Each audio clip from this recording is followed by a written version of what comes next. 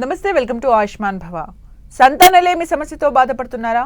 Infertility అంటే ఏంటి? IVF, IUA అంటే ఏంటి? ఇన్ఫెర్టిలిటీ సమస్య ఉంటే సంతానం కలగదా? సంతానలేమి సమస్యలకు చికిత్సా విధానాలు వివరించేందుకు మనతో పాటు స్టూడియోలో ఉన్నారు 30 ఏళ్ల విశిష్ట అనుభవం కలిగిన ప్రముఖ హోమియో వైద్య నిపుణులు డాక్టర్ మధు వారణాసి గారు. వారితో మాట్లాడి మరిన్ని సలహాలు, సూచనలు తెలుసుకుందాం. నమస్కారం సార్. నమస్తే సార్, అసలు ఇన్ఫర్టిలిటీ అంటే ఏంటి? ఎప్పుడు నిర్ధారించుకోవాలి? జనరల్గా మనకు ఈ ఇన్ఫర్టిలిటీ సమస్య, సంతానలేమి సమస్య అంటే ఈ మధ్య రెగ్యులర్గా కనిపిస్తుంది వాడు. ఎందుకంటే ఈ పేషెంట్స్ రెగ్యులర్గా ఈ మధ్య అప్రోచ్ అవుతున్నారు. ఇంత ముందుతో కంపేర్ చేసుకుంటే అంటే ఇప్పుడు ఎక్కువగానే ఉన్నారు. అంటే ప్రాబ్లం ఎక్కడ వచ్చింది అనుకుంటే మీకు అవేర్నెస్ లేకపోవడం కావచ్చు, ఏజ్ ఫ్యాక్టర్ ఒకటి కావచ్చు, పెద్దగా మ్యారేజ్ కూడా డిలే అయిపోవడం కావచ్చు. ఇవన్నీ మల్టిపుల్ ఫ్యాక్టర్స్ మీకు ఈ సమస్యను మరింత ఇచ్చేస్తున్నాయి కాబట్టి. ఎందుకంటే అందువల్ల మనకేమిటంటే ఈ మధ్య చాలామంది కూడా ఇంకా మాకు పిల్లలు పుట్టడం లేదండి, మేము మ్యారేజ్ అయితే 3 years అయింది, 4 years అయింది, అయినా పిల్లలు పుట్టలేదు అని ఎక్కువ వింటున్నాం ఎవరి దగ్గర పోయినా కూడా. ఈవెన్ మన దగ్గరకు వచ్చే పేషెంట్స్ కూడా చాలామంది చెప్తుంటారు, మాకు ఇంకా పిల్లలు పుట్టలేదు డాక్టర్ గారు అని చెప్పి. అంటే ఇక్కడ ఇన్ఫర్టిలిటీ సమస్య అంటే మీకు పెళ్ళి అవుతుందని పిల్లలు పుట్టలేదు అనుకోవడం తప్పనమాట. ఎందుకంటే దానికి ఒక ఏజ్ ఫ్యాక్టర్ ఉంటుంది. ఇన్ఫర్టిలిటీ సమస్య అనేది ఎప్పుడు చెప్పాలి అనుకుంటే మనము ఎప్పుడైనా సరే వాళ్ళు పిల్లల కోసం ట్రై చేసినప్పుడు ఒక 12 months పాటు, 1 year పాటు ట్రై చేయాలి. అన్ప్రొటెక్టెడ్ సెక్సువల్ ఇంటర్కోర్స్ అంటారు దాన్ని. ఎలాంటి మెథడ్స్ యూజ్ చేయకుండా రెగ్యులర్గా న్యాచురల్గా కన్సీవ్ కావడానికి ట్రై చేయాలి వాళ్ళు. అలా 12 months మేము ట్రై చేసినా మాకు పిల్లలు పుట్టలేదు అని అనుకున్నప్పుడు మాత్రం తప్పనిసరిగా డాక్టర్ను అప్రోచ్ కావాలి అక్కడ. అది కరెక్ట్ టైం అనమాట మీకు. బట్ ఇక్కడ ఏజ్ ఫ్యాక్టర్ కూడా మనం డిఫైన్ చేయాల్సి వస్తుంది. ఎందుకంటే అది 30 years to 35 years లోపల కానీ, 25 to 35 years లోపల కానీ అయితే కానీ వాళ్ళు 12 months వెయిట్ చేయొచ్చు. 30 to 33 వరకు వచ్చే ప్రెగ్నెన్సీలో మనకు 12 months వెయిట్ చేసి వాళ్ళు ఈ 12 monthsలో కూడా మాకు పిల్లలు పుట్టలేదండి అంటే మాత్రం డాక్టర్ని అప్రోచ్ కావాలి.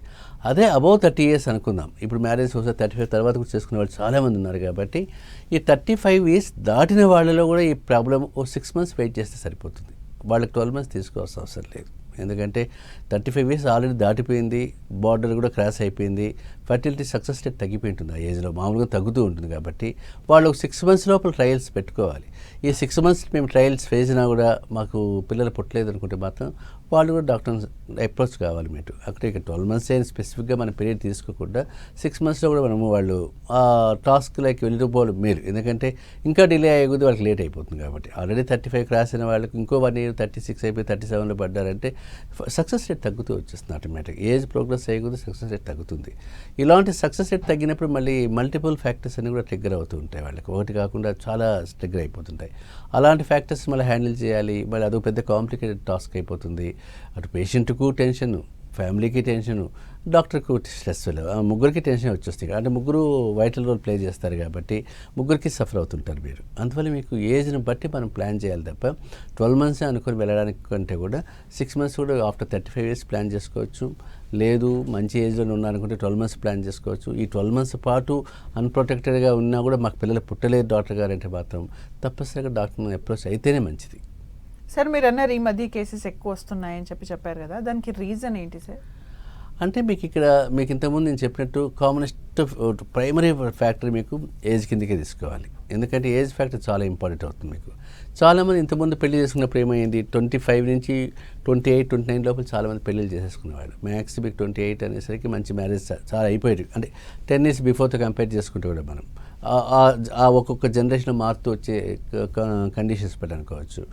బట్ ఇప్పుడు ఇక్కడ ఏజ్ ఫ్యాక్టర్ ఏమైంది మీకు, చాలామంది 29, 30 తర్వాతే మ్యారేజ్కు యాక్సెప్టెన్స్ ఇస్తున్నారు. ఆ అబ్బాయిలు కావచ్చు, అమ్మాయిలు కావచ్చు. అమ్మాయిలు కూడా ఈవెన్ 30 క్రాస్ అయినా కూడా మ్యారేజ్కు అంత తొందరగా ఇంట్రెస్ట్ చూపించట్లేదు. ఫస్ట్ ఆఫ్ ఆల్ వాళ్ళు కెరీర్ పైన ఫోకస్ చేయడం కావచ్చు, లైఫ్ సెటిల్మెంట్ కాకపోవచ్చు, స్టడీస్ కావచ్చు. ఎందుకంటే ఇప్పుడు చదివేది అందరూ పిహెచ్డీలు చేస్తున్నారు అని ఆ టైం టాస్క్ కూడా చాలా ఇంపార్టెంట్ అవుతుంది మీకు. ఒకసారి పిహెచ్డీకి వెళ్ళినారనుకుంటే 5-6 years దానిపైన ఫేస్ చేయాల్సి వస్తుంది కాబట్టి. సో ఆ ఏజ్ ఫ్యాక్టర్తో పాటు కెరీర్ పైన ఫోకస్ చేయడం వల్ల కూడా కావచ్చు. ఇది ఒక కామనెస్ట్ రీజన్ అవుతుంటుంది. లైఫ్ స్టైల్ వేరియేషన్స్ కూడా చాలా మారిపోయాయి. ఇంతకుముందు ఉన్నంత ఆ సెన్సిటివిటీ లేదు పిల్లల్లో కూడా. అంటే వాళ్ళ లైఫ్ స్టైల్ తిన్న ఫుడ్ హ్యాబిట్స్ కావచ్చు, మిడ్-నైట్ మీల్స్ తీసుకోవడము, లైఫ్ స్టైల్ వేరియేషన్స్ రావడం, సెడెంటరీ లైఫ్ ఎక్కువైపోవడము, ఒబెసిటీ ఎక్కువైపోవడం, ఇవన్నీ కూడా మీకు ఏమవుతాయంటే మల్టిపుల్ ఫ్యాక్టర్స్ మీకు దీన్ని ట్రిగ్గర్ చేస్తూనే ఉంటాయి మీకు. ఇవన్నీ కామనెస్ట్ రీజన్స్ అనమాట. ఎందుకంటే మీకు చాలామందికి 31, 32 వచ్చిన తర్వాత పెళ్ళికి వెళ్తున్నారు. ప్రెగ్నెన్సీకి వెళ్ళడానికి కూడా అప్పుడు కూడా వాళ్ళకి టైం దొరకట్లేదు, అప్పటికే వాళ్ళు సెటిల్మెంట్ కావట్లేదు. ఇప్పుడు 31, 30 కూడా చాలామంది ఏంటి సరైన సెటిల్మెంట్ లేదు పిల్లల్లో కూడా, ముందున్నంత అనుకున్నంతగా వాళ్ళ స్టెబిలైజ్ కావట్లేదు వాళ్ళ కెరీర్ ఇప్పుడు కూడా. అంటే వాళ్ళకి వచ్చే ఆఫర్స్ కావచ్చు, ఏదైనా కావచ్చు. బట్ ఇక్కడ most of the young generation తోటి ఈ కెరీర్ పైన ఫోకస్ చేయడం వల్ల మ్యారేజ్ డిలే అయిపోతాయి. ఈ డిలే కావడం వల్ల మీకు ఓవరాల్గా సైకిల్ పైన ఎఫెక్ట్ ఇస్తుంది, మీకు ఇంపాక్ట్ చూపిస్తుంది. మెన్స్ట్రువల్ సైకిల్ పైన కావచ్చు, సెమన్ కౌంట్ పైన కావచ్చు, అన్నిటిపైన డిపెండ్ అవుతుంటుంది. అందువల్ల మీకు ఈ ఫ్యాక్టర్సే మీకు ఇప్పుడు మేజర్గా ట్రిగ్గర్ అవుతున్నాయి మీకు ఇన్ఫర్టిలిటీకి. ఓకే సార్, పీసీఓడి సమస్యలు కూడా బాగా చూస్తున్నాం. పీసీఓడి ఇన్ఫర్టిలిటీకి కారణమా? జనరల్గా మనకు పాలిసిస్టిక్ ఓవరియన్ డిజార్డర్ కావచ్చు, మాకేంటంటే మీకు ఈ పీసీఓడి అనే సమస్య మనకు చాలా రెగ్యులర్గా కనిపించే సమస్య. అంటే మీకు 16 సంవత్సరాలు మెచ్యూర్ అయిపోయిన తర్వాతే పీసీఓడి సమస్య చాలామంది పిల్లల్లో కనిపిస్తుంటుంది. అంటే వాళ్ళు పీసీఓడి సమస్య ఉందని కూడా చాలామందికి తెలియదు పేషెంట్స్ కూడా మీకు. అప్పుడు ఏమవుతుంది మీకు అక్కడ వాళ్ళు మెన్సెస్ ఇరెగ్యులర్ అవుతున్నాయి అయినప్పుడు వాళ్ళు పెద్దగా పట్టించుకోరు. 3 months 4 months అని మెన్సెస్ రావట్లేదంటే అది ఎదులో ఈ మధ్యనే పాప మెచ్యూర్ అయింది కాబట్టి పెద్ద ఇష్యూ కాదు అనుకున్నారు. పేరెంట్స్ కూడా దానిపైన ఫోకస్ చేయట్లేదు అనమాట. కానీ ఈ పీసీఓడి సమస్యకు మనకి ఇన్ఫర్టిలిటీకి ఏమైనా ఇంపాక్ట్ ఉంటుందా, కనెక్షన్ ఎక్కడైనా ఉంది అనుకుంటే మాత్రం తప్పనిసరిగా కనిపిస్తుంది. ఎందుకంటారా, పీసీఓడి సమస్య ఉన్నప్పుడు కామనెస్ట్ కంప్లైంట్ మనకు వెయిట్ గెయిన్ అవుతారు పేషెంట్స్. ఇర్రెగ్యులర్ సైకిల్ ఉంటుంది, సరైన ఓవ్యులేషన్ ఉండదు మీకు. దాంతోపాటు మీకు ఏమవుతుంది, మీకు ఆటోమేటిక్గా మీకు ఏమవుతుందంటే సరైన మెన్స్ట్రువల్ సైకిల్ లేనప్పుడు డిలేడ్ సైకిల్ వచ్చేస్తుంది. 3 monthsకో 4 monthsకో మెన్సెస్ వస్తూ ఉంటుంది. ఈ 3 monthsకు 4 monthsకు రావడం వల్ల సరైన ఫర్టిలిటీ పీరియడ్ వాళ్ళకి తెలియదు అనమాట. అంటే ఏ టైంలో ఫర్టిలిటీ ఉంటుంది మీకు, ఏ టైంలో కన్సీవ్ అవుతామనేది మాత్రం చాలామంది పేషెంట్స్ తెలియదు. అందువల్ల మీకు ఈ ఇర్రెగ్యులర్ సైకిల్ వల్ల ఆటోమేటిక్గా దాని ఇంపాక్ట్ ఓవ్యులేషన్ పైన పడుతుంది. ఈ ఓవ్యులేషన్ పైన పడినప్పుడు వాళ్ళకు కూడా అవేర్నెస్ ఉండదు. అంటే పేషెంట్ కూడా తెలియదు అనమాట, మా పీరియడ్ ఎప్పుడు వస్తుంది, మాకు ఈ ఫర్టిల్ పీరియడ్ ఎప్పుడు ఉంటుందని కూడా పేషెంట్స్కి పెద్దగా ఐడియా ఉండదు అనమాట. ఎందుకంటే డిలేడ్ సైకిల్ వల్ల. సైకిల్ రెగ్యులర్గా ఉన్నప్పుడు మాత్రమే ఫర్టిలిటీ సక్సెస్ రేట్ ఎక్కువగా ఉంటుంది మీకు. మంత్లీగా మెన్సెస్ అవుతూ ఉంది, పీరియడ్స్ బాగా 29 days 30 daysకి వస్తున్నాయంటే మాత్రం అప్పుడు పర్ఫెక్ట్ సైకిల్లో మీకు ఓవ్యులేషన్ తెలుస్తుంది మీకు. అప్పుడే మీకు కన్సీవింగ్ రేట్ కూడా ఎక్కువగా ఉంటుంది. అందువల్ల మీకు పీసీఓడి కూడా ఒక మేజర్ అబ్స్టకల్ అని చెప్పచ్చు. కానీ బట్ పీసీఓడి ఉంటే పిల్లలు పుట్టరా అనడానికి కూడా లేదు మీకు. పీసీఓడి ఉన్నవాళ్ళు పిల్లలు పుట్టిన వాళ్ళు చాలామంది ఉన్నారు. అంటే మనకి ఏమవుతుంది, ఈ ఇర్రెగ్యులర్ సైకిల్ వల్ల డిస్టర్బెన్స్ అయిపోతామని తప్ప, ఇప్పుడు మన దగ్గర పేషెంట్స్ చూస్తారు మనం పీసీఓడి ఉన్నవాడు కన్సీవ్ అయిపోతున్నారు, పెద్ద ఇష్యూ కాదు. అంటే మీకు అది కూడా ఒక మేజర్ ట్రిగ్గర్ అబ్స్టకల్ కాబట్టి ప్రైమరీ కన్సర్న్ కూడా దానిపైన మనం పెట్టాలి. ఆ ఏజ్ గ్రూప్ ఉన్నప్పుడు మీకు పీసీఓడి సమస్యతో మేము బాధపడుతున్నాము అని ఒక పేషెంట్ చెప్పినప్పుడు మీరు మాత్రం తప్పనిసరిగా మనం దాన్ని కూడా బేస్ చేయాల్సి వస్తుంది, దాన్ని కూడా కన్సిడర్ చేయాల్సి వస్తుంది. అప్పుడే మనకు ఆ వే ఆఫ్ ట్రీట్మెంట్ పర్ఫెక్ట్గా వెళ్ళిపోతుంటుంది. సార్, మగవాళ్ళల్లో ఇన్ఫర్టిలిటీకి రీజన్స్ ఏంటి సార్? జనరల్గా మనకు చాలామంది ఏమనుకుంటారు, ఫర్టిలిటీ అంటే ఒక లేడీస్ సమస్య కాబట్టి ఇంకా మగవారి గురించి ఏం పెద్ద ఆలోచించే అవసరం లేదని మాత్రం చాలామంది అక్కడే బ్లేమ్ చేస్తుంటారు. బట్ ఇక్కడ ఏంటంటే 35% రీజన్స్ కూడా మీకు మగవాళ్ళనే ఉంటాయి. మీకు 35 వాళ్ళకి తీసుకోవచ్చు, 35 వీళ్ళకి తీసుకోవచ్చు, ఈక్వలెంట్గానే ఉంటున్నాయి. మిగతా 30% మనకి ఏమవుతుంది, అన్ఎక్స్ప్లెయిన్డ్ ఇన్ఫర్టిలిటీ కావచ్చు మీకు, అంటే అన్నోన్ రీజన్స్ ఉంటాయన్నమాట. సో డివైడ్ చేసి ఇద్దరికి షేర్ ఒకటే ఉంటుందన్నమాట. మగవారికి వచ్చేసరికి మేజర్గా మనం చూసిన కేసుల్లో, మనం రెగ్యులర్గా చూసే కేసుల్లో చూసుకుంటే స్పెమ్ కౌంట్ ప్రాబ్లమ్ చాలామంది ఉంటుంది. స్పెమ్ కౌంట్ 40 to 50 millions ఉండాలి న్యాచురల్గా కన్సీవ్ కావాలంటే. సో చాలామంది పేషెంట్స్లో మనకు వచ్చే వాళ్ళకు 10 millions 5 millions 0 ఉండడం ఇవన్నీ జరుగుతుంటాయి. సో కౌంట్ చాలా ఇంపార్టెంట్. ఆ కౌంట్ ఏమైనా దానికి ఎఫెక్ట్ అయ్యే రీజన్స్ ఏమైనా ఉంటాయో కూడా చూసుకోవాలి. అంటే ఏమైనా వెరికోసిల్ లాంటివి ఏమైనా ఉన్నాయా పేషెంట్లో, లేదా ఎప్పుడైనా టెస్టికులర్ ప్రాబ్లమ్స్ ఏమైనా జరిగాయా, అంటే ఏమైనా ఇంజురీస్ జరిగాయా, లేదంటే ఇంతకుముందు హిస్టరీ ఆఫ్ మమ్స్ లాంటివి ఏమైనా జరిగినాయా, హిస్టరీ ఆఫ్ ఇన్ఫెక్షన్స్ ఏమైనా జరిగాయా, సెక్సువల్ ఇన్ఫెక్షన్స్ ఏమైనా ఉన్నాయా, ఇవన్నీ కూడా మనం ఎవాల్యుయేట్ చేయాలన్నమాట తప్పనిసరిగా. ఇలాంటి రీజన్స్ కనుక మనం చూసుకుంటే ఆ సెమన్ కౌంట్ బాగుండి కూడా ఒకసారి మార్ఫాలజీ సరిగా లేకపోయినా, క్వాలిటీ సరిగా లేకపోయినా, ఈ ఆటోమేటిక్గా మొబిలిటీ సరిగా లేకపోయినా, మొటిలిటీ సరిగా లేకపోయినా కూడా ఇవన్నీ కూడా మీకు ఇన్ఫర్టిలిటీ ఇంపాక్ట్ చేస్తుంటాయి. అందువల్ల మీకు మేల్ ఫ్యాక్టర్స్కి వచ్చినప్పుడు టోటల్గా మనం స్పెమ్ పైన కూడా ఫోకస్ చేయాలి. స్పెమ్లో మీకు మొటిలిటీ చూడాలి, మార్ఫాలజీ చూడాలి, నార్మల్ ఫామ్స్ చూడాలి, ఆ ఇమ్మోటిల్ ఫామ్స్ ఎలా ఉన్నాయో చూడాలి, అంటే ఆ క్వాలిటీ ఆఫ్ ఎగ్స్ ఎలా పోతున్నాయి, స్పెమ్ కౌంట్ అనేది కూడా చూడాలి. ఇవి కూడా ఉన్నాయి అన్నప్పుడు మాకు అన్నీ బాగున్నాయి డాక్టర్ గారు, ఏమి ఇబ్బంది లేదు అనుకుంటే వెరికోసిల్ లాంటి సమస్య ఏమైనా ఉందా, కౌంట్ ఎందుకు తగ్గుతుంది, అది కూడా చూడాల్సి వస్తుంది. ఎరెక్షన్ ప్రాబ్లమ్స్ ఏమైనా ఉన్నాయా, ప్రిమెచ్యూర్ ఎజాకులేషన్ ప్రాబ్లం ఉందా, ఎరెక్షనల్ డిస్ఫంక్షన్ ఏమైనా ఉందా పేషెంట్లో, అంటే ఈ సెక్సువల్ పర్ఫార్మెన్స్ తక్కువగా ఉందా, ఇవన్నీ కూడా మనం కన్సిడర్ చేసుకుంటూ పోవాలి. స్పెర్మ్ క్వాంటిటీ చూసుకోవాలి, ఎరెక్షనల్ డిస్ఫంక్షన్ చూసుకోవాలి, వెరికోసెల్ చూసుకోవాలి, సెక్సువల్ ఇన్ఫెక్షన్స్ చాలా ఇంపార్టెంట్. చాలామంది పేషెంట్స్ అది కాన్ఫిడెన్షియాలిటీ మెయింటైన్ చేస్తుంటారు. కాన్ఫిడెన్షియల్గా ఉంటే డాక్టర్ కూడా పెద్దగా రివీల్ చేయరు. ఎందుకంటే ఇప్పుడు మేము చూసే కేసులు ఎక్కువగా ఈ హెర్పీస్ ఒకటి, గనేరియా, సిఫిలిస్ ఇవన్నీ మనకు రెగ్యులర్గా చూస్తుంటాం కేసులు. అంటే పేషెంట్ చాలామంది దీన్ని దాచిపెట్టేస్తుంటారు మనకు. ఎందుకంటే పేషెంట్ చెప్పడానికి కూడా భయం కావచ్చు, ఫ్యామిలీలో చెప్తే ఒక పెద్ద ఆబ్లిగేషన్ కావచ్చు, గొడవలు కావచ్చు, కాబట్టి వాళ్ళు దాచిపెట్టి పెళ్లి చేసుకుంటారు చాలామంది. ఇప్పుడు మన దగ్గరికి వచ్చే పేషెంట్స్ చాలామంది కూడా అసలు సిఫిలిస్, గనేరియా పాజిటివ్ ఉన్న పేషెంట్స్ చాలామంది ఉంటారు. వాళ్ళు కూడా ఏంటంటే చెప్పుకోవడం లేదు. అంటే మనం డయాగ్నోస్ చేసి మనం రొటీన్గా టెస్ట్ చేస్తే అప్పుడు పాజిటివ్ వస్తున్నాయి. అంటే ఇక్కడ ఏమవుతుంది, మీకు పెళ్ళికి ముందు ఇవన్నీ కూడా మనం ఉంటే కన్నా తప్పనిసరిగా దాని ఇంపాక్ట్ ఉంటుంది. ఇన్ఫర్టిలిటీ కూడా పెళ్ళికి ముందు ఉన్నప్పుడు, అందుకోసమే మేము అడ్వైజ్ ఇచ్చేది ఏంటంటే పెళ్ళికి ముందు తప్పనిసరిగా ఒకసారి ఎస్టీడీ ప్రొఫైల్ చేసుకోవాలి. ప్రతి మగపిల్లాడు ఎస్టీడీ ప్రొఫైల్ చేసుకుంటేనే మంచిది. ఈవెన్ ఆడపిల్లలు కూడా అవేర్నెస్తో అడగాల్సి వస్తుంది, ఎస్టీడీ ప్రొఫైల్ ఒకసారి చెక్ చేసుకోమని. హెపటైటిస్ బి లాంటివి ఉన్నాయా, హెచ్ఐవి ఉందా, గనేరియా ఉందా, సిఫిలిస్ ఉందా, ఇలాంటి ఇష్యూస్ ఉన్నాయా లేవని కూడా ఒకసారి ఎవాల్యుయేట్ చేసుకోవాలి. ఎందుకంటే అవేర్నెస్ పెరిగింది, లైఫ్ స్టైల్ మారింది, అన్నీ కూడా వచ్చేసాయి కాబట్టి, ఒక ట్రెండ్ క్రియేట్ అయింది కాబట్టి ఇది చేసుకోవడం తప్పేం లేదు. ఏ పేషెంట్ అయినా కూడా ఇలాంటివి ఏమైనా ఉంటే కన్నా ముందే ప్రీ ప్లాన్డ్గా తెలుసుకోవడం మేలు. లేకపోతే దాని ఇంపాక్ట్ మళ్ళీ ఫ్యామిలీ పైన పడుతుంది, అందరిపైన పడుతుంది. కాబట్టి చాలామంది, ఎందుకంటే నేను చూసిన పేషెంట్స్ చాలామంది కూడా పెళ్ళి తర్వాత బయటపడిందని చెప్పేవాళ్ళు చాలామంది ఉన్నారు. ఎందుకంటే మేము చెప్పకుండా అయిపోయింది అని. అంటే మగపిల్లాడికి అది ఉండొచ్చు, ఉండకపోవచ్చు, కానీ బట్ యాక్సిడెంట్గా కూడా బయటపడే ఛాన్సెస్ ఉంటాయి. తనకు తెలియకపోవచ్చు ఇవన్నీ ఉన్నాయని కూడా, అనుకోకుండా ఎక్స్పోజర్ అయ్యిండొచ్చు ఎక్కడైనా. సో ఇలాంటి ఇష్యూస్ అన్నీ కూడా మనం ఎవాల్యుయేట్ చేసినప్పుడు దానికి ఇన్ఫర్టిలిటీకి చాలా దగ్గర సంబంధాలు ఉంటాయి మీకు. అందువల్ల ఇన్ఫర్టిలిటీ అంటే ఓన్లీ రిపోర్ట్సే కాదు, ఎవాల్యుయేషన్ చాలా ఇంపార్టెంట్. ఏదో రిపోర్ట్స్ చూసేసేసి ఒక రిపోర్ట్ చూసేసి మాకు ఇన్ఫర్టిలిటీ వచ్చే సమస్య వచ్చింది అని డాక్టర్ డిక్లేర్ చేయకూడదు. ఎప్పుడు కూడా పేషెంట్ కండిషన్ కూడా చూసుకోవాలి. ఎవాల్యుయేషన్ చాలా ఇంపార్టెంట్. ప్రీవియస్ హిస్టరీ ఏంటి, పాస్ట్ హిస్టరీ ఏంటి, ఫ్యామిలీ హిస్టరీ ఏంటి, ఇవన్నీ కూడా కన్సిడర్ చేయాలి ఇన్ఫర్టిలిటీలో. ఒక రిపోర్ట్ చూసేసి మేము బ్లేమ్ చేయడానికి ఛాన్స్ లేదు మనకు. ఇన్ఫర్టిలిటీ సమస్యతో బాధపడుతున్నారు అనుకున్నప్పుడు రిపోర్ట్స్ కాదు important, patient important. Patient holistic approach important, patient చూసే మెథడాలజీ ఇంపార్టెంట్. అంతేగాని జస్ట్ ఒక రిపోర్ట్ తీసేసుకుని మేము డిక్లేర్ చేసేస్తాం ఇన్ఫర్టిలిటీ అని చెప్పడం చాలా తప్పు అనమాట ఈ కేసులో మాత్రం. ఓకే సార్, కమింగ్ టు అంటే మీ ప్రాక్టీస్లో విమెన్లో ఎక్కువగా ఇన్ఫర్టిలిటీకి ఏవి కారణాలు కనిపిస్తున్నాయి సార్? జనరల్గా ఫిమేల్ సైడ్కి వచ్చినప్పుడు మీకు ఆల్మోస్ట్ వాళ్ళది ఈక్వల్ షేరే ఉంటుంది ఎప్పుడు కూడా. కానీ ఎక్కువగా ఫిమేల్ షేర్లోకి వచ్చినప్పుడు మనకు ఓవ్యులేషన్ పైన బాగా ఇంపాక్ట్ కనిపిస్తుంటుంది. అంటే ఓవ్యులేషన్ అంటే మీకు ఎగ్ సరిగా రిలీజ్ కాకపోవడము, మెనిస్ట్రేషన్ సరిగా లేకపోవడం, ఈ కామనెస్ట్ రీజన్స్ మన దగ్గరికి వచ్చే వాళ్ళంతా కూడా డిలేడ్ మెన్సెస్ వాళ్ళు ఎక్కువ ఉంటారు. సో ఫాలిక్యులర్ స్టడీ చేసినప్పుడు మనకు ఓవ్యులేషన్ సరిగా జరగదు, ఎగ్ రప్చర్ కాదనమాట. ఎగ్ రప్చర్ కాకపోవడం ఇవన్నీ ఉంటాయి మీకు. బట్ ఇదొకటి. థైరాయిడ్ ఇష్యూస్ ఏమైనా ఉన్నాయని చూసుకోవాలి. ఒబిసిటీ చాలా ఇంపార్టెంట్. వెయిట్ చాలామంది ఏమంటారు, వెయిట్ ఉన్నాం కదా ఏముంది ప్రెగ్నెన్సీకి అనుకోవచ్చు. బట్ వెయిట్ కూడా ఒక మేజర్గా ఒక అబ్స్టకల్ లాగా చూడాల్సి వస్తుంది మనం దాన్ని కూడా. అందువల్ల ఇలాంటివి ఏమైనా ఉన్నాయని చూడాలి. ప్రీవియస్ హిస్టరీలో ఏమైనా సెక్సువల్ ఇన్ఫెక్షన్స్ ఉన్నాయా అలాంటివి చూడాలి. అవి కూడా మనం కామన్గా చూసుకుంటూ పోవాలి. బట్ మెజారిటీ ప్రైమరీ ఫ్యాక్టర్స్ కింద చూసుకున్నప్పుడు ఒబిసిటీ ఒకటి, థైరాయిడ్ ఇష్యూస్ ఒకటి, హార్మోన్ ఇంబ్యాలెన్స్ ఒకటి, తర్వాత పెల్విక్ ఇన్ఫెక్షన్స్, పెల్విక్ ఇన్ఫ్లమేటరీ పిఐడిస్ అంటారు అనమాట. పెల్విక్ ఇన్ఫ్లమేటరీ డిజార్డర్స్ ఏమైనా ఉన్నాయా అని చూసుకోవడము, ప్రీవియస్ స్కాన్లో ఏమైనా ఫైబ్రాయిడ్స్ ఏమైనా ఉన్నాయా, పీసీఓడి ఏమైనా ఉందా అవి చూసుకోవడం, ఓవ్యులేషన్ ఎందుకు సరిగ్గా జరగట్లేదు, ట్యూబల్ బ్లాకేజ్ ఏమైనా జరుగుతూ ఉందా, 2 ట్యూబ్స్ కరెక్ట్గా ఉన్నాయా లేవా, ఓన్లీ సింగిల్ ట్యూబే ఉందా, సక్సెస్ రేట్ ఎలా ఉంది, ఇవన్నీ కూడా మనము దాన్ని కన్సిడర్ చేయాలి. ఎందుకంటే ఏజ్ ఫ్యాక్టర్ కూడా అందరికంటే ముందు ఏజ్ ఫ్యాక్టర్ చాలా ఇంపార్టెంట్ అవుతుంది మీకు. 30 years దాటుతున్నాయన్నప్పుడు ఆటోమేటిక్గా కన్సీవింగ్ రేట్ తగ్గుతూ వస్తుంటుంది మీకు. అంటే ఇక్కడ మీకు ఏమవుతుందంటే 35 yearsకి వచ్చిన తర్వాత ఇంకా కన్సీవింగ్ రేట్ తగ్గుతుంది.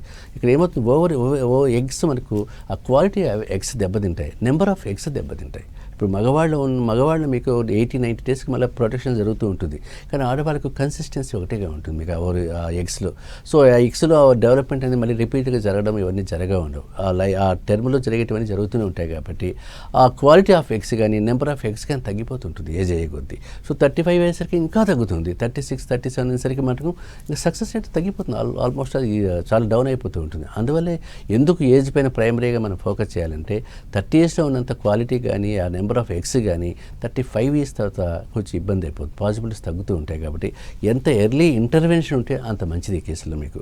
అలానే మీకు థైరాయిడ్ సమస్య ఉన్నా కూడా మనం చూసుకోవచ్చు. థైరాయిడ్ సమస్య లాంటివి ఉన్నా కూడా ప్రెగ్నెన్సీ ఒకసారి డిలే అవుతుంటుంది. డయాబెటీస్ లాంటివి ఏమైనా ఉన్నాయేమో కూడా చూసుకోవాలి. SLE అది చాలా ఇంపార్టెన్స్. లూపస్ ఎరిథెమాటిజం SLE లాంటి కేసు ఉన్నప్పుడు దాని ఇంపాక్ట్స్ అన్ని ఆర్గన్స్ పైన పడుతూ ఉంటుంది. అది కూడా మనం ఒకసారి చూడాల్సి వస్తుంది. అంటే ఇలాంటి ఇష్యూస్ మైన్యూట్ డీటెయిల్స్ అనమాట ఇవన్నీ. ఈ మైన్యూట్ డీటెయిల్స్ని మనం ఎప్పుడు స్కిప్ చేయకూడదు. అంతేగాని ఒక ప్రాబ్లం తీసుకొని స్కాన్ తీసుకెళ్ళిపోయి మీకు PCOD ఉంది, ఫైబ్రాయిడ్ ఉంది, ఇంక ప్రెగ్నెన్సీ రాదు అని చెప్పడం కాదు. టోటల్ టోటల్గా ఎవల్యూషన్ రావాలి. టోటాలిటీ ఆఫ్ ది సిమ్టమ్స్ అంటారు దాన్ని. ఈ టోటాలిటీ ఆఫ్ ది సిమ్టమ్స్ మనం కానీ అప్రోచ్ అయినప్పుడు అసెస్మెంట్ ఈజీగా అయిపోతుంటుంది. పేషెంట్కు సాటిస్ఫాక్షన్ ఉంటుంది, మనం ఎవాల్యుయేషన్ సరిగ్గా ఉంటుంది, ట్రీట్మెంట్ పార్ట్ పర్ఫెక్ట్గా జరుగుతుంది. సార్ ఇవన్నీ కూడా ఫిజికల్ ఎగ్జామినేషన్ వాటి ద్వారా వచ్చేవి. కమింగ్ టు ద స్ట్రెస్, అంటే ఈ మధ్య ఏ ఆరోగ్య సమస్య కూడా స్ట్రెస్ అని చెప్తున్నారు. ఇన్ఫెర్టిలిటీకి స్ట్రెస్ కారణం అవుతుందా? ఎట్ ద సేమ్ టైం మానసికంగా ఎలా ఉండాలి? జనరల్గా మీకు చాలామంది పేషెంట్స్ తెలియంది అంటే స్ట్రెస్ కూడా ఒక రీజన్ అవుతుంది అనేది మాత్రం చాలామంది పేషెంట్స్ పట్టించుకోరు. కానీ స్ట్రెస్ కూడా కామనెస్ట్ రీజన్ అనమాట. ఎందుకంటే అది చాలా ఇబ్బంది పెట్టే స్ట్రెస్ వల్ల మీకు టోటల్గా ఇంపాక్ట్ అన్నిటిపైన పడుతుంటుంది. ఈ స్ట్రెస్ కూడా ఎలా ఉంటుంది, చాలామందికి మనకి సొసైటీలో పోయినా ఎక్కడికి పోయినా కూడా ఒక పెళ్ళైన ఒక 1-2 ఇయర్స్ కంటే ఏంటి ఏమైనా గుడ్ న్యూస్ ఉందని అడుగుతుంటారు. అంటే వీళ్ళకి ఆ ఇంపాక్ట్ ఆటోమేటిక్గా బాడీ పైన పడిపోతుంటుంది. అందువల్ల సోషల్ ఫంక్షన్స్ కానీ ఏమైనా ఈవెంట్స్ కానీ వెళ్ళడానికి కూడా వాళ్ళు గిల్టీగా ఫీల్ అవుతుంటారు. ఎందుకంటే ప్రతి వాడు అడుగుతూ ఉంటారు ఈ సమస్య ఎలా వచ్చిందండి. దాంతోపాటు స్ట్రెస్ కూడా మీకు కామన్ స్ట్రెస్, వర్క్ స్ట్రెస్ కావచ్చు. 24 అవర్స్ వర్క్ స్ట్రెస్ పెట్టుకున్నప్పుడు ఆటోమేటిక్గా మీకు హార్మోన్ లెవెల్స్ దెబ్బతింటాయి. హార్మోన్స్ పైన దాని ఇన్ఫ్లుయెన్స్ చాలా ఉంటుంది మీకు. Late nights, late meals, disturbed sleep, alcohol, smoking, ఇవన్నీ స్పెసిఫిక్ ఫ్యాక్టర్స్ అనమాట. ఈ స్ట్రెస్ లెవెల్స్ ఎక్కువగా ఉన్నప్పుడు ఏమవుతుంది, దీని ఇంపాక్ట్ నిద్రపైన పడుతుంటుంది, ఎప్పుడైతే పైన పడుతుంది. వాళ్ళు ఇర్రెగ్యులర్ మీల్స్ వెళ్ళిపోతుంది. వీళ్ళు ఏం చేస్తారు, సరైన నిద్రపోరు, 1 గంట 2 గంట వరకు మేల్కొనే ఉంటారు. స్క్రీన్ టైం ఎక్కువ అయిపోతుంది చూడడానికి కూడా. దీని ఇన్ఫ్లుయెన్స్ అంతా మీకు ఆటోమేటిక్గా ఈ కెమికల్స్ రియాక్షన్స్ పైన పడుతుంది. బ్రెయిన్లో ఉండే కెమికల్ రియాక్షన్స్ పైన పడినప్పుడు దాని ఇంపాక్ట్ మీకు మెన్సెస్ పైన పడుతుంది, వెయిట్ పైన పడుతుంది, హార్మోన్స్ పైన పడుతుంది. ఇవన్నీ కూడా మీకు అన్ని మల్టిపుల్గా తోడైనప్పుడు ఏమవుతుంటే ద సిస్టమే డిస్టర్బ్ అయిపోతుంది. ప్రతి సిస్టానికి ఒక సైకిల్, బయోలాజికల్ సైకిల్ ఉంటుంది. రాత్రిపూట నిద్రపోయేవాడు రాత్రిపూట నిద్రపోవాల్సిందే. పగలు నిద్రపోతే కన్నా వేస్ట్ కదా అది. పగలు నిద్రపోయి రాత్రి మేలుకునే జాబ్స్ ఎక్కువైపోయాయి కాబట్టి ఓవర్గా మీ బయోలాజికల్ సైకిల్ రివర్స్ అయిపోతూ ఉంది. ఈ రివర్స్ అయినప్పుడు ఆటోమేటిక్గా అన్ని రివర్స్లోనే కనిపిస్తుంటాయి. అందుకే ఇప్పుడు మనకి అందరికీ డయాబెటీస్ కావచ్చు, థైరాయిడ్ కావచ్చు, ఒబేసిటీ కావచ్చు, హార్మోన్ ఇంబ్యాలెన్స్ కావచ్చు, మెన్స్ట్రుయేషన్ ప్రాబ్లమ్స్ కావచ్చు, ఇవన్నీ కూడా దీనికి కనిపిస్తున్నాయి. అంటే కామనెస్ట్ రీజన్ మనకు వర్క్ రిలేటెడ్ స్ట్రెస్ కావచ్చు, ఫ్యామిలీ స్ట్రెస్ కావచ్చు, ఇవన్నీ కూడా దీనిపైన ఉంటాయి. అందువల్ల మీకు స్ట్రెస్ ఫ్యాక్టర్ని ఎంతవరకు తగ్గించుకుంటే అంత మంచిది. ఇన్ఫెర్టిలిటీ సమస్య కాదు, డయాబెటీస్ కూడా స్ట్రెస్ వల్ల స్ట్రెస్ డయాబెటీస్ వచ్చేస్తుంది. చాలామందికి బీపీ డెవలప్ అవుతుంది. ఈ మధ్య బీపీ ప్రతి ఒక్కరికి మనం టెస్ట్ చేస్తుంటే 150, 160, 170 అలా కనిపిస్తూనే ఉంటుంది. మరి అంత ఎందుకు కనిపిస్తుందంటే మనకు బికాస్ ఆఫ్ స్ట్రెస్ కావచ్చు. లైఫ్ స్టైల్ మారిపోయింది. రాత్రంతా మేల్కొని ఉంటున్నాడు, మార్నింగ్ మన దగ్గర క్లినిక్కి వస్తాడు. బీపీ చూడండి డాక్టర్ గారు అంటే ఆవిడ 170కి చూపించి షూటప్ అయిపోతూ ఉంటుంది. మరి ఎందుకు 170కి షూటప్ అయ్యేది, రాత్రి నిద్ర లేదు, కరెక్ట్ సరిగ్గా నిద్రపోలేదు, 8 అవర్స్ నిద్రపోలేదు. ప్రాపర్ స్లీప్ ఉండాలి బీపీ లాంటి వాటికి కూడా. ప్రాపర్ స్లీప్ లేనప్పుడు బీపీ కానీ షుగర్ కానీ ట్రిగ్గర్ అవుతుంటాయి మీకు. అలాంటివన్నీ ఇవి అయినప్పుడు మీకు దీని సైకిల్ ఇన్ఫర్టిలిటీ పైన పడిపోతుంటుంది మీకు. అంటే ఇవన్నీ కూడా మీకు కాజిటివ్ ఫ్యాక్టర్సే. అంటే ప్రతి కాజిటివ్ ఫ్యాక్టర్ మన ఇన్ఫర్టిలిటీ చుట్టూ తిరుగుతూ ఉంది మీకు. అందువల్ల ప్రతి కాజ్ను మనము పర్ఫెక్ట్గా ఎవాల్యుయేట్ చేయాలి. ఎవాల్యుయేషన్ సరిగా జరిగినప్పుడు మాత్రమే ట్రీట్మెంట్ పర్ఫెక్ట్గా ఉంటుంది తప్ప ఏదో ఒక రిపోర్ట్ చూసో 2 రిపోర్ట్ చూసో మనం ఈ ప్రొసీజర్ కరెక్ట్ కాదు అలా చేయడం కూడా తప్పు కాదు. ఎందుకంటే హోలిస్టిక్ అప్రోచ్ చాలా ఇంపార్టెంట్ అవుతుంది. కమింగ్ టు అంటే మంచి ఏజ్లో ఉన్నప్పుడు ప్రెగ్నెన్సీ పోస్ట్ పోన్ కోసం పిల్స్ వాడడం కానీ అలాంటివి ఏమైనా చేస్తే ఫ్యూచర్లో ఎఫెక్ట్ అవుతుందా సార్? అంటే రెగ్యులర్గా వాడడం మంచిది కాదు. ఎందుకంటే మీకు ఏదో ఒకసారి వాడాలంటే మంచిదే, కానీ ప్రతి సైకిల్ను పోస్ట్ పోన్ చేసుకుంటూ పోకూడదు. చాలామంది కొందరు ఏం చేస్తారు, మేము ఫంక్షన్ సార్ మాకు 28th అని చెప్పి 10వ తేదీ నుంచే వేయాల్సి వస్తూ ఉంది. ఏదైనా వాళ్ళకి 3 రోజులు ముందు వేసుకుంటే అది వేరు, కానీ మళ్ళీ 12వ తేదీ ఫంక్షన్ ఉంది, 16 ఒకటి ఉంది, 20 ఒకటి ఉంది, 25 ఒకటి అని చెప్పి ఆ 25 days పిల్స్ పైన పెట్టామనుకోండి, దాని ఇంపాక్ట్ ఎట్లయినా ఉంటుంది, దాని ఇన్ఫ్లుయెన్స్ ఎట్లయినా హెల్త్ పైన కనిపిస్తుంది మీకు. అందువల్ల అట్లా ఇష్టం వచ్చిన పిల్స్ వాడుకోవడం వల్ల సైకిల్ డిస్టర్బ్ అయిపోతుంది. సైకిల్ డిస్టర్బెన్స్ అయినప్పుడు మీకు వైబ్రేషన్ డిస్టర్బెన్స్ అయిపోతుంటుంది. ఇప్పుడు 30 రోజులకు వచ్చే సైకిల్ 35 రోజులకు వచ్చిననుకోండి, సైకిల్లో డేట్స్ మారిపోయినాయి మీకు ఆటోమేటిక్గా. మీకు 13th సరైన సైకిల్లో ఉండే ప్రతి పేషెంట్కు 28, 29, 30 daysలో ఉండే పేషెంట్కు 10th day నుంచి 16th day వరకు కన్సీవింగ్ డేట్స్ అనమాట. సో 10th day నుంచి 16th వరకు టాప్ అంటే మోస్ట్ సక్సెస్ఫుల్ డేస్ అనమాట అవి. సో ఈ 10వ తేదీ 10th 12th 14th 16th even alternative కలిసినా కూడా సక్సెస్ చాలా బాగుంటుంది. అంటే ప్రెగ్నెన్సీ రావడానికి ఆస్కారం ఉంటుంది. ఎవరికి? సైకిల్ రెగ్యులర్గా ఉన్న వాళ్ళకు. ఈ పిల్స్ వాడేసి ఇర్రెగ్యులర్ సైకిల్ అయిపోయి మాకు 45 డేస్కి వచ్చింది, 50 డేస్కి వచ్చింది, మాకేం ప్రెగ్నెన్సీ రావట్లేదంటే మీ సైకిల్ డిస్టర్బ్ అయిపోయింది. అక్కడ సైకిల్ న్యాచురల్గా రెస్టోర్ చేసుకోవాలి మనం. 30 డేస్ సైకిల్ వస్తేనే అది జరుగుతుంది తప్ప అది మీకు 50 డేస్కి వచ్చింది కదా నాకు ప్రెగ్నెన్సీ వచ్చిందంటే మాత్రం తప్పనిసరిగా ఆల్టర్నేటివ్ అప్రోచ్ కావాల్సి వస్తుంది మనకు. మేము ఐవీఎఫ్కి వెళ్తామా ఐయూకి వెళ్తామని చెప్పుకోవడం అవుతుంది తప్ప న్యాచురల్గా కన్సీవ్ కావడానికి ట్రై చేయాలి ఫస్ట్ మనం. అంతేగాని ఆల్టర్నేటివ్ మెథడ్ సెకండరీగా వెళ్ళాలి మనం. ఓకే, ఇన్ఫెర్టిలిటీకి సంబంధించి డాక్టర్ని ఎప్పుడు కలవాలి సార్? డాక్టర్ని మీకు ఎప్పుడైనా సరే పెళ్లి చేసుకుంటే ఒక 1-2 years మంచి ఏజ్లో ఒక 25-26 చేసుకున్నాం అనుకోండి, ఒక 2-3 years తర్వాత ఒక వెయిట్ చేసి 1 year పాటు అన్ప్రొటెక్టెడ్గా ప్లాన్ చేసుకున్న ప్రెగ్నెన్సీ రాకపోయినప్పుడు కలవాలి. పేషెంట్ ఏమైనా ఇర్రెగ్యులర్ మెన్స్ట్రువల్ హిస్టరీ ఉంది అంటే మాత్రం తప్పనిసరి కలవాలి. పీసీఓడి లాంటి సమస్యలు ఉన్నాయని మాత్రం తప్పనిసరి కలవాలి. ఎస్ఎల్ఈ థైరాయిడ్ హార్మోన్స్ ఏమైనా ఉన్నాయి కూడా అలాంటివి కూడా ఉంటే కూడా డాక్టర్ని కలవాలి. ఎండోమెట్రియాసిస్ కానీ ఫైబ్రాయిడ్స్ కానీ ఇలాంటివి ఏమైనా ఉంటే కలవాలి. వెరికోసీల్ లాంటివి ఏమైనా ఉంటే పేషెంట్స్ కలవాలి. సెమన్ కౌంట్ చేసుకున్నప్పుడు సెమన్ కౌంట్ తక్కువగా ఉందంటే మాత్రం డాక్టర్ని కలవాలి. తర్వాత హెవీ బ్లీడింగ్ ఉంది పేషెంట్స్లో, మాకు ప్రాబ్లం మెన్స్ట్రువల్ బ్లీడింగ్ ఎక్కువ అవుతుంది, సైకిల్ చాలా ఇర్రెగ్యులర్ అయిపోతుంది అంటే మాత్రం డాక్టర్ని కలవాలి. ఈ కాజిటివ్ ఫ్యాక్టర్స్ ఏ ఉన్నా కూడా తప్పనిసరిగా డాక్టర్ని కలిస్తేనే ఇన్ఫెర్టిలిటీకి ప్లాన్ చేసుకోవచ్చు. అంతేగాని ఇవన్నీ పెట్టుకొని మాకు ఇన్ఫెర్టిలిటీ సమస్య ఉందంటే మాత్రం అది పేషెంట్ తప్పే అవుతుంది తప్ప డాక్టర్కి సంబంధం లేదు అది. అలాగే సార్, బంధువులకి తల్లిదండ్రులకు మీరు ఇచ్చే సలహా ఏంటి సార్?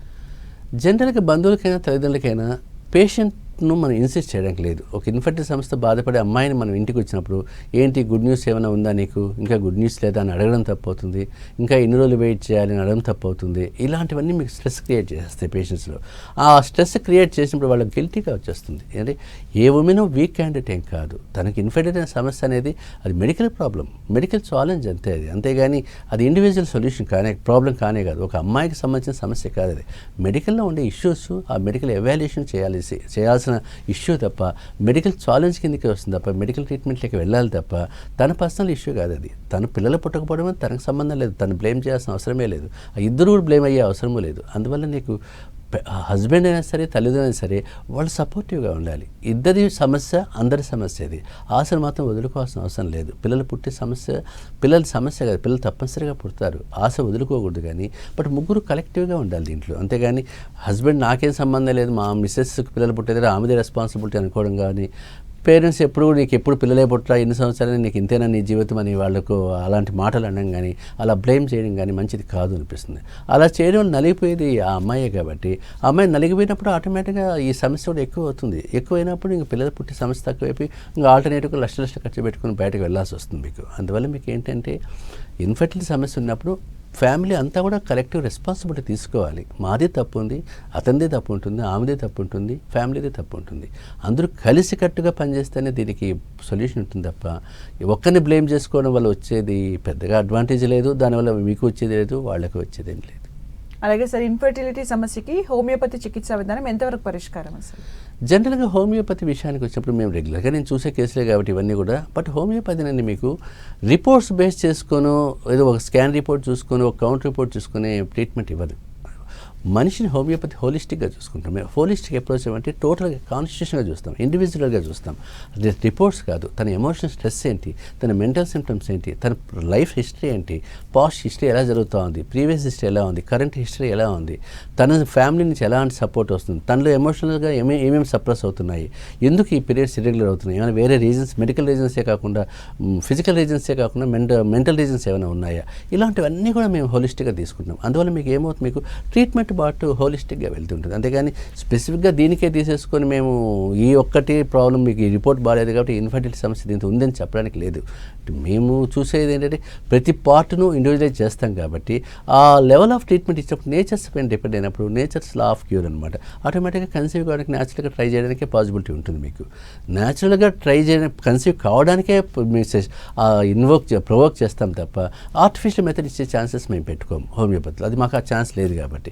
సో అందువల్ల పేషెంట్కి హెల్తీగా తయారు చేసుకుంటే ఆటోమేటిక్గా రెస్పాండ్ అయిపోతారు. ఎందుకంటే మనం చూసిన కేసులో కూడా ఐవీఎఫ్ చేసుకొచ్చిన వాళ్ళు, ఐయూఏ చేసిన వాళ్ళు కూడా కన్సీవ్ అవుతున్నారు హోమియోపతి అంటే ఆ అప్రోచ్ అలా చూడాలి. అంతేగాని ఒక సిస్టమ్ పైన డిపెండ్ అయ్యి ఇదైతే క్యూర్ చేసేస్తాం, ఇన్ఫర్టిలిటీ అంటే మీరు హోమియోపతికి రండి నేను కంప్లీట్గా తగ్గించేస్తానని చెప్పడం కూడా తప్పనమాట. ఎందుకంటే ఇక్కడ ఏ సిస్టమ్ కూడా అంత 100% అష్యూరెన్స్ ఇవ్వదు కూడా. ఏ సిస్టానికి కాంపిటీషన్ కూడా ఏం లేదు. అల్టిమేట్గా పేషెంట్ బాగుపడ్డాడు లేదని చూడాలి అంతే తప్ప అది అలోపత, హోమియోపతి, ఆయుర్వేద, యునాని అనేది ఒక ఫైటింగ్ ఒక బ్యాటిల్ కాదు. అది ఆ జోన్లో కొట్టుకునేంత అవసరం లేదనమాట. ఎవరైనా ఫైనల్గా పేషెంట్ సుఖపడాలి అంతే. అలోపతి అయినా సరే, హోమియోపతి అయినా సరే, ఎవరైనా సరే మనకు అల్టిమేట్ రిజల్ట్ ఉండాలి. ఆ కాన్సెప్ట్తో మనం ముందుకు వెళ్ళాలి తప్ప నా సిస్టమ్ కాదు ఈ సిస్టంలో ఉందని చెప్పుకోవడము తప్పు, నా సిస్టమే చేస్తుందని చెప్పడానికి కూడా ఆస్కారం లేదు అక్కడ. థ్యాంక్ యూ అండి. సంతానలేమికి సంబంధించి పరిష్కారాలు తెలియజేసినందుకు thank you so much sir. చూశారు కదండి, ఇది వాళ్ళ ఆయుష్మాన్ భవ కార్యక్రమం. మరో అంశంతో మళ్ళీ కలుద్దాం. Keep watching 10 TV.